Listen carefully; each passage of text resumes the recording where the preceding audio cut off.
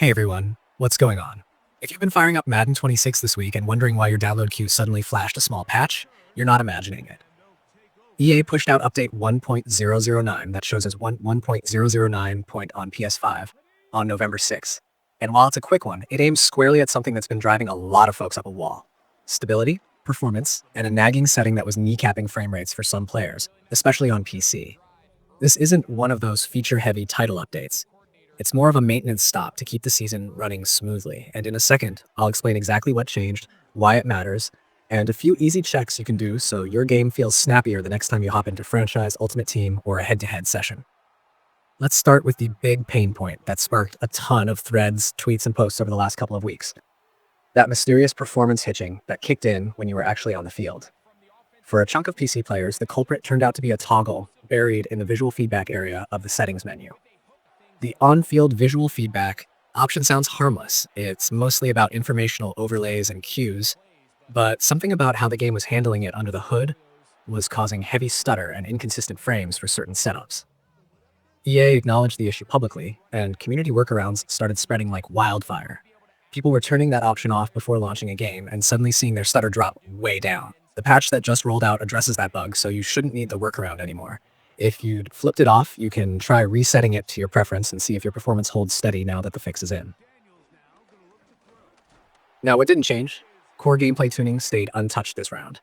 No new pass rush logic, no tweaks to catch animations, no ball carrier fumble sliders moving behind the scenes. The focus here is make the current build run better, not rebalance the meta. If you felt like the user hit stick window or throw out of sack odds were in a decent place after the late October title update, nothing about this hotfix should throw off your muscle memory. Think of it as grease on the gears rather than a new gear ratio. That's great for league commissioners too. Nobody has to rush to rewrite sliders or issue emergency rules to keep their franchises competitive and fair this week. Platform-wise, you should see this on PS5, Xbox Series XS, and PC. If you're on console and want to double-check you actually pulled it, highlight Madden on your dashboard, hit the Options button, and check for updates. On PS5, you'll see the full version number in the game's information screen.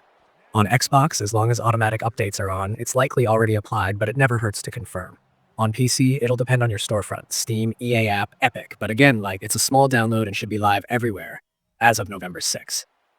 If for any reason you've got mods and custom files in your install directory on PC, give yourself a clean boot and verify files after the patch, just to be safe. So how do you know whether the fix actually helped your machine? The simplest test is to jump into a play now game in a familiar stadium where you noticed the problem before, keep an eye on the pre-snap transition, use your play call screen a couple of times, and watch the switch from the play call to the broadcast angle. That's where a lot of the hitching seemed to show up for affected folks. If it's smooth now, awesome. If you're still seeing dips, try a quick settings sweep. Make sure your frame cap isn't set to unlimited if you're on mid-tier hardware. Check that VSync is off if you've got G-Sync FreeSync, and consider setting your window mode to borderless. Those 3 tweaks alone have been rescuing people even before this patch landed, and they continue to be sensible defaults for this engine. And yes, it's worth toggling that on-field visual feedback option off and back on one-time post-patch to refresh it to the newly fixed behavior. If you're running a franchise, there's good news. Nothing here jeopardizes your save. You can keep simming weeks, negotiating contracts, and running custom playbooks without fear that a gameplay change will skew or break your sliders. That said, a stability-focused patch is still worth a few quality-of-life habits. Back up your franchise file if you're on PC. Copy the save folder somewhere safe. On console, consider exporting your slider set to a text note so you can re-enter it quickly if you ever need to rebuild your profile. And if you're a commissioner, a quick league announcement wouldn't hurt. Small performance hotfixes live, no gameplay changes, continue as scheduled. That keeps everyone on the same page and avoids the rumor mill that can spiral when someone says they swear pursuit angles felt different. There's nothing in the notes suggesting pursuit, tackling, or coverage logic was touched this time. Ultimate Team players, you're probably wondering whether there's new content tied to the patch. Short answer, no, not this round. Content drops will keep following their own calendar. What this update aims to do is make sure that when you jump into solo challenges or H2H seasons, the experience feels more consistent snap to snap. If you'd shelved your PC build because the stutter made Weekend League rough, this is the moment to reinstall your trust and give it another shot. Warm up in solo battles, run a couple of drives, and evaluate. If it's feeling clean, queue up. If not, fall back to those performance tips and keep an eye on your overlay tools for any background apps competing for GPU time. There's also the broader context to remember. EA's been rolling out a cadence of title updates this cycle that blend big feature fixes with smaller stability sweeps. Late October brought a mix of gameplay and UI audio cleanup. This early November patch is squarely housekeeping. Historically, after a hotfix, we tend to see a more content-rich or tuning-heavy update later in the month, so don't be surprised if patch notes with deeper changes show up soon. That isn't me promising anything specific, it's just the pattern we've watched across the last few cycles and what EA has hinted at around focusing on stability now, with more to come. If and when that happens, that'll be the patch where franchise logic, superstar progression quirks, or mute menu flow get the bigger love.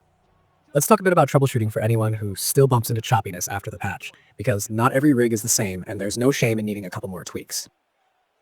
Start with the basics. Update your GPU drivers to the latest stable branch, not the experimental or studio-only builds. On Windows, make sure game mode is on and hardware-accelerated GPU scheduling is consistent with how your other games are set up. In Madden's own graphics menu, match your refresh rate to your monitor. Cap the FPS to either 60 or 120 depending on your panel, and don't run unlimited unless your CPU and GPU are comfortably above the game's recommended specs. Lowering crowd density and some post-processing can help smooth out camera cuts if you're right on the edge. I also recommend disabling any third-party overlays, FPS counters, capture utilities, RGB controllers, just for a quick V-test. If performance stabilizes, add them back one by one to find the offender. For console folks who still feel hitching, try a full reboot. Clear your console cache, and make sure you're not running heavy background captures or broadcasting features unless you need them.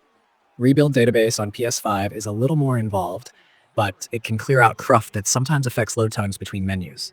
And if your storage is nearly full, free up some space. Sports games churn a lot of temporary data between games, and a stuffed SSD can add little delays that feel like micro stutter when you bounce from play call to the field. Audio-visual presentation lovers, I know you've been watching the broadcast package polish through the season. Some of you noticed that certain overlays and banners weren't always showing correct data in earlier patches, and there were generic mix fixes in prior updates. None of that changed with this hotfix. But the good news is the stability work helps the presentation system do its job more reliably. Cleaner transitions tend to mean fewer dropped frames when new overlays load in. If you use custom playbooks and had a rare crash path in older builds, that was addressed in the broader October update and shouldn't regress here. So you're safe to keep experimenting with your schemes for league play. Another quick tip for franchise and offline players on PC. If you use reshade or similar post-process injectors, take a moment to update those or disable them temporarily. When the underlying executable changes, even in a small hotfix, hooks can get a little finicky. If you add them back and see hitching reappear, you found your culprit. For laptop users, force your discrete GPU in your control panel so you're not accidentally rendering on integrated graphics after a driver or OS update. You'd be surprised how often that flips back after a patch or Windows update. I've also seen some folks ask whether they need to reset sliders or rebuild their profile after patches like this. For this one, you shouldn't need to, but there's a harmless routine that can clear odd behavior. Back up your settings file, delete the local profile so the game regenerates defaults, and then reapply your slider set.